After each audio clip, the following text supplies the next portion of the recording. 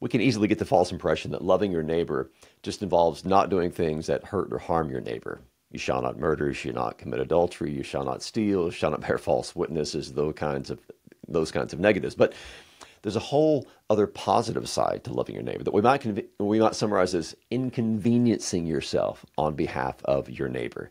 We see some example of this in Israelite law in Deuteronomy 22 through 24, the chapters we read today in Bible in the 1 year. So there are some do nots, such as don't charge interest to your fellow Israelite. But there's plenty of do's as well. So for instance, if your neighbor's livestock are lost and they show up on your place, you take care of them until he shows up to retrieve them.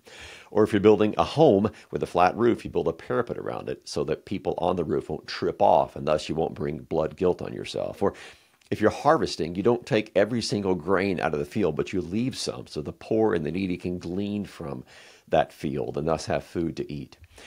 So loving your neighbors yourself involves living a life of love and sacrifice and often inconvenience in order that we might actively love the people that Christ has placed into our midst. It's not just simply refraining from things that hurt them, but actively seeking to serve them, to help them, to do whatever it takes in order to display that kind of love that we have first received from God in Christ in order that that might flow over from us to our neighbor.